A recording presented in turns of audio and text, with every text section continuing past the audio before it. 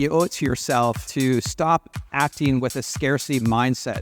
The money will come, the people will come, the success will come, and you owe it to yourself. So act with an abundance mindset, not a scarcity mindset.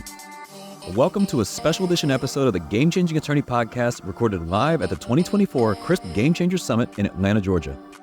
It really limited my belief in myself, as well as limited my belief in my firm at times throughout the years. And that's something that I really came to terms with on my own, but also was really supported by CRISP in a lot of ways over the past few years, which I'm really appreciative of. So you owe it to yourself.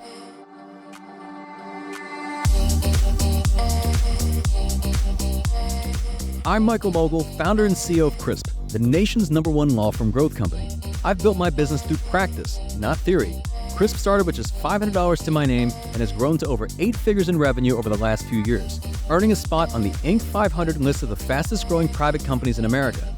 Our approach has been to take everything we've learned about generating massive growth within our own organization and help the country's most ambitious and committed law firm owners do the same for theirs.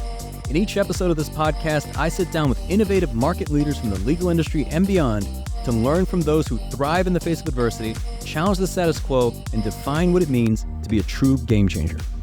I sat down with Anna Somerset, Eric Chaffin, Chaffin Luhana, and Chris Keller live at the 2024 CRISP Game Changer Summit to discuss how intentional leadership and bold decisions drive progress, why building a team of A players is the fastest way to transform your firm, and how being in the right rooms with the right people unlocks massive growth.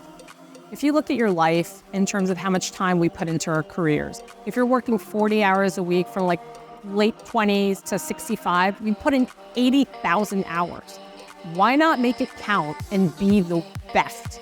Why not make a difference? Why not be inspirational? You can do that, and this is the group to do it with. That's coming up on the Game Changing Attorney Podcast.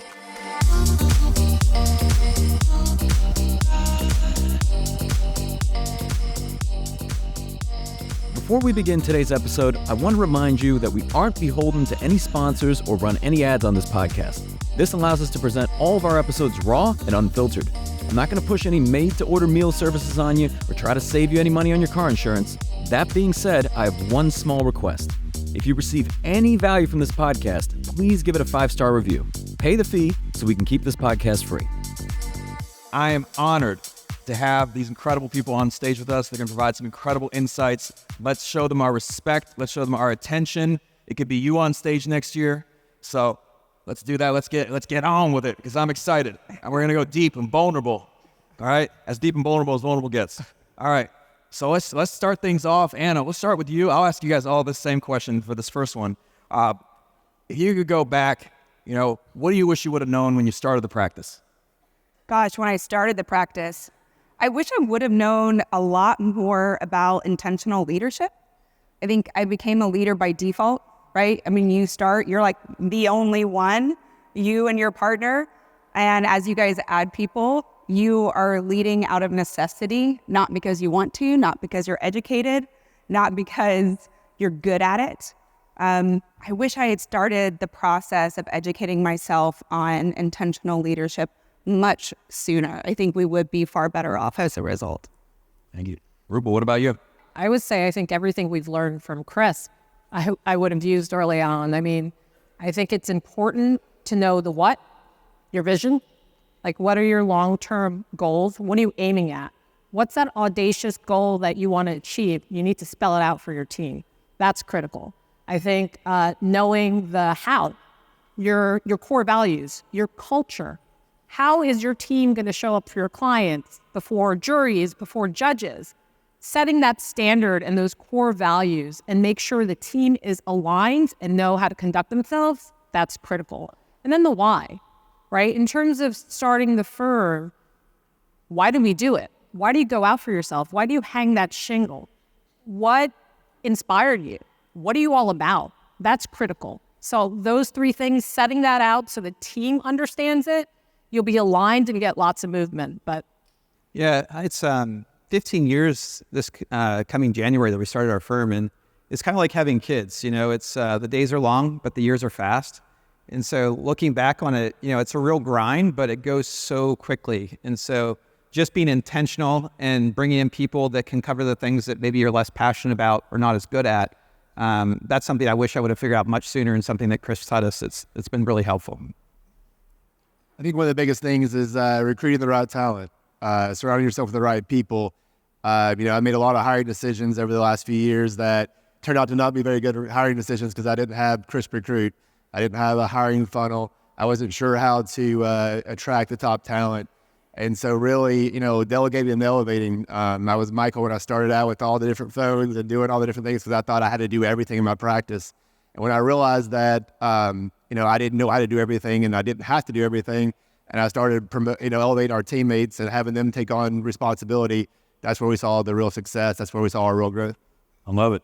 Now, I know I shared in the opening keynote that this idea that small is selfish, and I know a number of you have earned spots in the Inc. 5000 list of the fastest growing private companies in the U.S. this year. What has growth enabled you to do that you couldn't do previously, Anna? Yeah, I think, we were talking about this a little bit earlier. Becoming an 8-figure law firm for us in terms of growth and revenue has given us freedom to move faster with our decisions.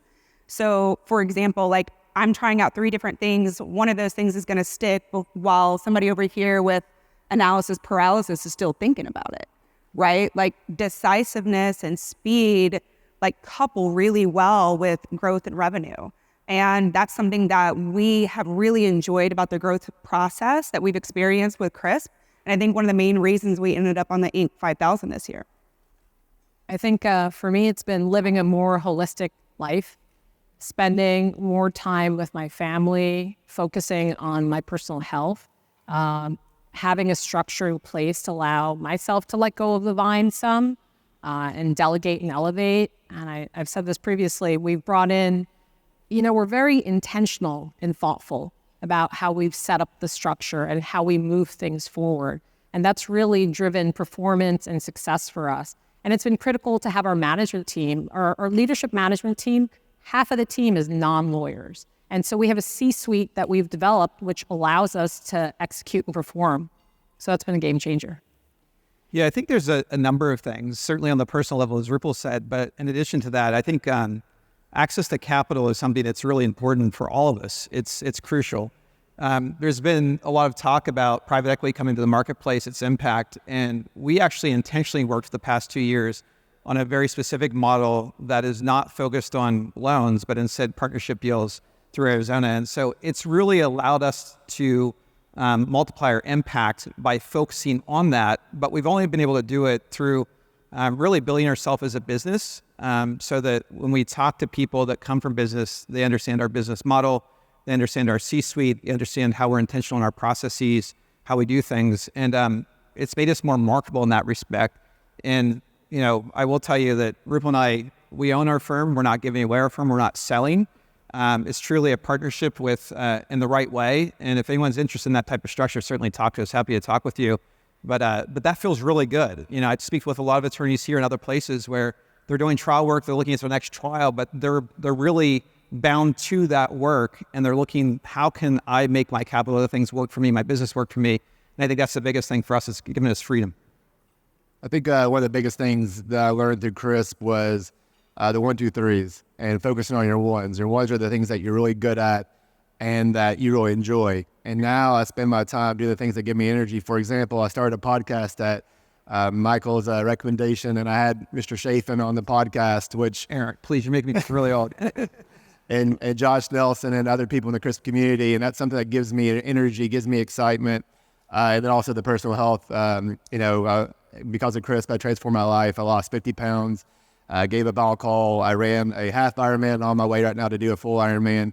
And so I'm able to spend that time now focused on my family, focused on my personal health, and really the freedom of time. But more importantly, doing the things that truly give me energy and truly that I enjoy. Love it. I want to ask some quick fire questions to each of you guys individually. Anna, starting with you, just, working with your spouse, with Benson, in some ways very different personalities. How do you make that work? Oh, sometimes we don't. No, it actually works out really well. I think we actually started the firm before we were engaged or married. And we knew that even if we didn't work out in a romantic sense, that our working relationship would work. And it's because we're very different. We bring very different strengths to the table. And we talk about his back finder and his follow through, things we've learned about through Crisp, coupled with my quick start. There can be some tension there, right? Between me just wanting to go get things done and him wanting to do it the right way. And as we've grown and he's become more of the visionary, I've become more of like just executing on that vision. I've had to ask like, hey, am I good to make some mistakes? Are we good? Like, I'm going to make some choices here that you may not agree with, but I've got to have the freedom to do that in order to be nimble and to be able to pivot through, you know, some of these tougher choices. And that understanding, he said, yes, like I can. So like that understanding has really helped us grow in our working relationship and make the choices that are necessary for the firm, and also frankly grow as a married couple. Thank you. And Rupal, I know you've served in, leadership roles in various litigations. For somebody who's looking at that and they want to get into a leadership role, what advice would you give them? To put yourself out there, get the experience, and make yourself known to the attorneys who are in leadership. There is, in fact, in terms of the MDL work I do, there are leadership development committees for folks who haven't had experience on MDLs. So I would sign up and do something like that. But the key thing is working with people who've had leadership experience and gaining that knowledge, and that gives you an inroad to getting that position ultimately. And Eric, I have this list here of just, Chaffin Luhana achievements over the last several years: 92% revenue growth, 136% increase in average case value. You've grown the PI practice by almost 400%, expanded to 2 new markets, grew the team 200%, reduced attrition 40%, LNE 5,000, 1,000 5-star reviews. Can you relax? What do you attribute all this to? A great team. I mean, it really is. It's, I worked a lot with Jess, and we've had the good fortune of having Michael as a coach originally, and then Jess, our coach, more recently. The coaching, the perseverance, the encouragement of really just staying laser focused on building our hiring funnel as well as the onboarding. We hired 3 people this week, and I used to do all the hiring at the firm, being very closely involved. But this week, Laura, who's here as our full-time recruiter, came up to me and said, hey, we had 3 people that accepted offers today. I didn't even know who they were, what we were interviewing, because other people are building that catalyst to bring in other people. And so it really is having the A players, and we're so fortunate to have them here, so fortunate to have Chris really help us build those A players over the past few years, and it's really the magic sauce. Excellent. And Chris, I know you guys recently acquired a firm, that helped you expand into a new market. If you could speak to that. Yeah, so because of the changes that we made through CRISP, we're able to attract other relationships that would have otherwise not made sense. But because of all the changes that we made, building out a leadership team, putting in systems and processes, we're able to come together with another firm that's allowed us to go into multiple states now. We have physical locations in Savannah, Georgia, Nashville, Tennessee. We practice in Arizona now, Mississippi, Arkansas. So we've really blown up. But for Chris, without the things that we would have done and made the decision we would have made because of Chris, the coaching, that relationship wouldn't have been possible. Thank you. And I want to go back to asking all of you guys, just in terms of, I know we talked about the importance of people. What's been a key hire that you've made that's been transformative for you, and how did it impact you, Anna? Yeah, she's actually here. We have an operations director. Jen, where are you? Can I get a shout? Yeah, there she is. This woman has really transformed my life. I was wearing so many hats, and I was trying to operate the firm and handle the people and handle my husband and manage the cases, and I just couldn't. And she's really come in and taken so much off of my plate, things that frankly I'm not even good at, I was doing by default. And that was a suggestion from our CRISP coach. Like, you have got to offload and delegate some of these tasks. And so really identify the things you're good at and the things you love, and the things that you're good at and you don't love, and then the things you're not good at and you hate. Get rid of everything that's not in that first category. And she has certainly helped me do that. So I'm thankful for it. Thank you. Ripple. I mean, there's so many critical hires. As Eric said, we just hired 3 new people today, 8 last quarter. I would say what's made a real difference for me is my partner here, Nick Fornola, who handles the case specifics of all our mass tort cases, which I was handling previously. And he deals with thousands of cases and overseeing them. So I'm very thankful for him. We have Laura here, who is our full-time recruiter, who's bringing in the kick-ass team, helping build that. So she's critical. And also our professional development specialist, who helps train our folks. Like, we have a universal onboarding program to teach our vision, teach our core values on the front end. And then we're onboarding, and he's doing the monthly training programs through things to teach no ego, for example, to active listening, to if we're, adopting new technology, how to utilize it. And I think that's been instrumental for our team growth, to be investing in our team. Right. And since Rupal covered a lot of them, I think in addition to the position she talked about, I think the one that I would point out, I think it's really important for everyone to understand is, if you're smaller, get that key administrator person who's doing your operational pieces. And then for us, we just graduated to a COO this past year, which is a position I was in for a long time.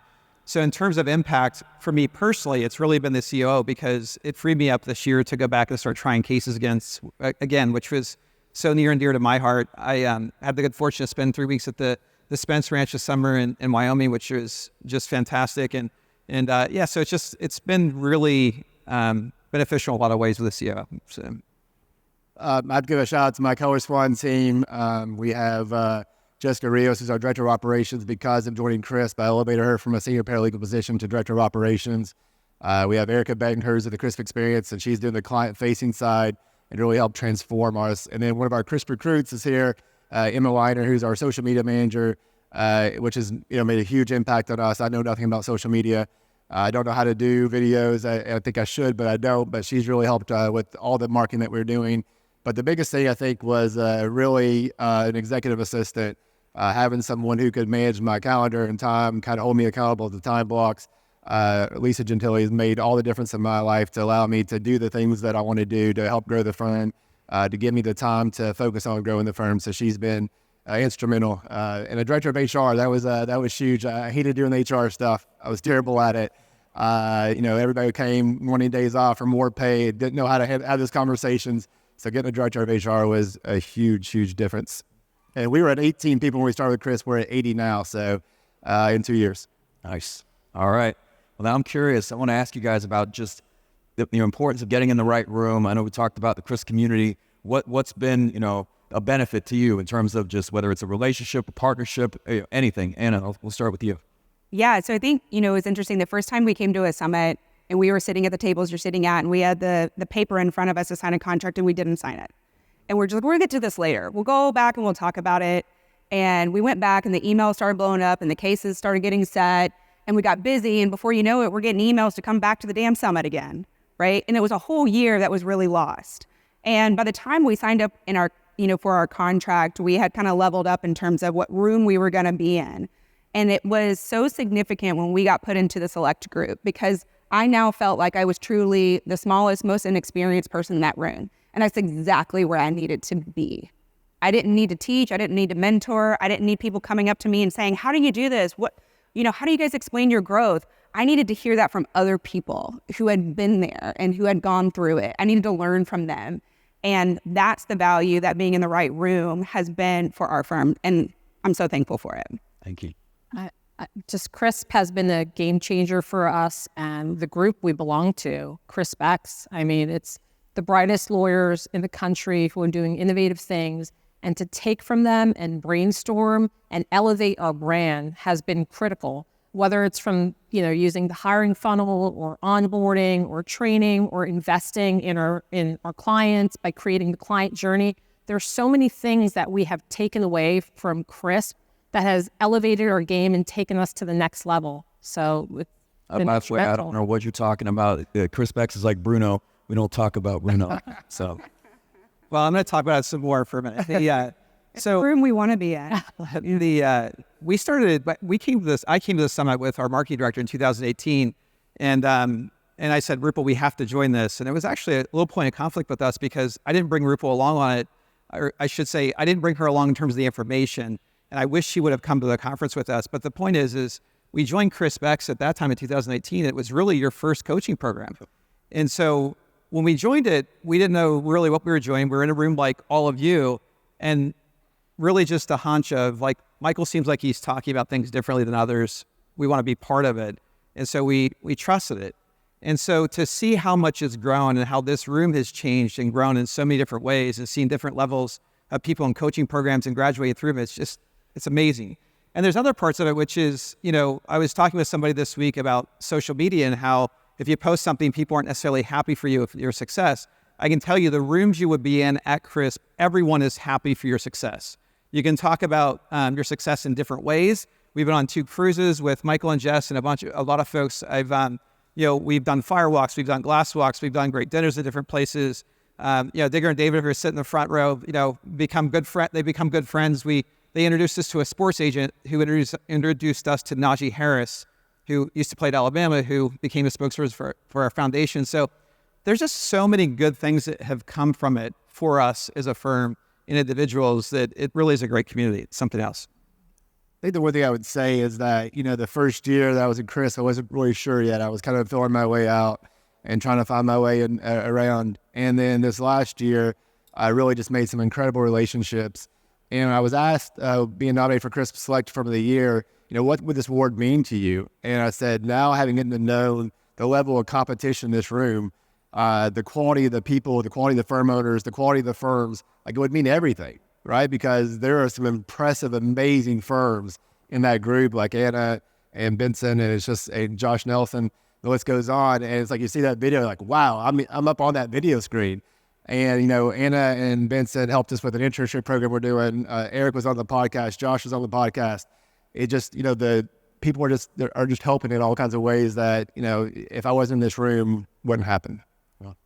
So I'm curious, we're at the Game Changer Summit. What does being a game changer mean to you guys, Anna? I love that I'm the guinea pig for all of your questions. You always I don't know. started off. I love it so much. She loves it. Well, being a game changer for me is really recognizing the change that needs to happen and pivoting towards that. I think it's so often that we tend to shy away from or step out of the room or check our phone, and we aren't the change that needs to happen. You can't expect other people are going to do it. I mean, I expect there's going to be several of you who will leave this conference and do nothing different. If you want to be a game changer, you have to take that first step forward into recognizing you're not in it alone. You need the help of a team. And frankly, I think this is the team that's going to get you there.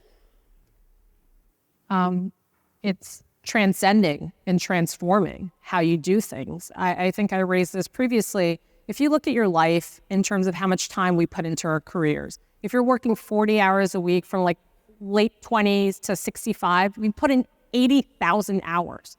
Why not make it count and be the best? Why not make a difference? Why not be inspirational? You can do that, and this is the group to do it with. Yeah, I think just to say something a little bit different than everyone is, do the personal work. I really believe the people who are changing the game is not just changing it in terms of the work they're doing professionally, but then on a personal level, making a commitment to be a better person, to be more involved. Michael, I didn't know that you were trained to be a meditation coach. That's something I learned from your podcast this week, which is really impressive. So never stop learning, keep evolving. What can we give back to our teams? How can we make a difference in terms of inspiring them on a personal and professional level? So many things really resonated the last 2 days, the speakers and what they talked about. And, there are people that we brought to this who have introduced who said, there's so much personal growth stuff. I don't really like that stuff. And I don't know how you can want to grow your firm, your vision, your culture, make a difference and not grow on a personal level. It really goes hand in hand. And so to be a game changer is really to do that work in my mind. Yeah, I'm actually glad you said that, because I know sometimes people think I'm going to grow the firm, then I'm going to grow myself. And it's the opposite, right? Personal growth happens and then the firm grows. Absolutely. Another thing I would say is, from what I've learned today too, is that it's about raising the standards. So I'm going to go back to the office and I'm going to meet with my team, and we're going to talk about how do we raise the standards, because raising the standards is what's going to be game changing for our firm. So, looking ahead to the future, what's kind of your vision for the future of your firm? And I'll actually switch it up, Chris. We'll start with you two guys. I think I'm too predictable here. All right. So our goal next year is to double. We're going to double in size. So hopefully we're going to go from 80 employees to 160 employees next year. I know it's ambitious, but I think it's something we can do with the support of CRISP and all the resources that we have through CRISP and the CRISP community. Rupal and I are both up here, so we'll say probably the same thing or slightly different things. But I think the biggest thing is to continue to have the impact for our team, our communities, and our clients, all three on scale. And it entails a number of things, from our, Rupal doing the MDL Master at Leadership, to how we want to be self-determined in terms of getting our own personal injury cases, not relying upon referrals for the bigger cases.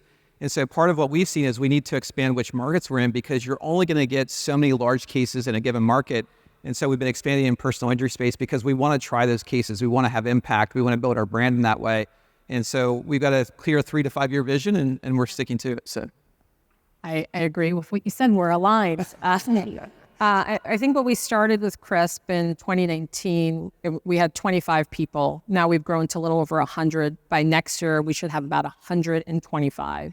And it's about meaningful impact and maximizing that impact and changing lives by doing good, by doing right, by our clients, by our teams, by our community. And it's creating that circle of influence that some of you may have been introduced to through Crisp. It's seeing the growth that's happened on the personal and professional level for all our team members. We've had some paralegals that came in, they were single, then they got married, then they purchased their house, now they're having kids. It's beautiful to see that impact. So to continue with the impact for our team and our clients.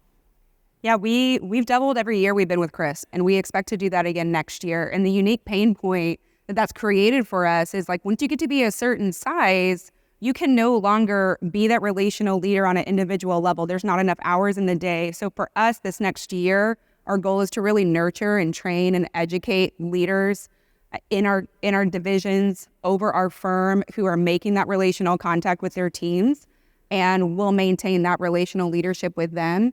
And the goal there is just to have that exponential impact where we're making sure that our core values and our firm's mission is really matriculating through the entire firm and all of our processes. So that's our goal for next year. I think we're going to hit it. I mean, if past is prologue, we'll be up here saying we did. All right, let's give these guys a round of applause. Thank you. I want to give a huge thank you to Anna, Eric, Rupal, and Chris for taking the time to share their wisdom and insights at the 2024 Crisp Game Changer Summit.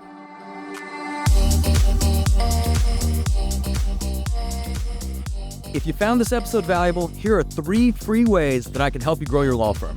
Number 1, download the first chapter of my book absolutely free at GameChangingAttorney.com. Number 2, you can shoot me a text at 404-531-7691 and I'll answer any question that you've got for me. And finally, number 3, if you can leave this podcast a 5-star review, it'll help us gain access to more influential thought leaders and bring their lessons learned here to you. For more information on these incredible law firm owners and other highlights from the 2024 Crisp Game Changer Summit, see the show notes for this episode in your podcast app or visit legalpodcast.com.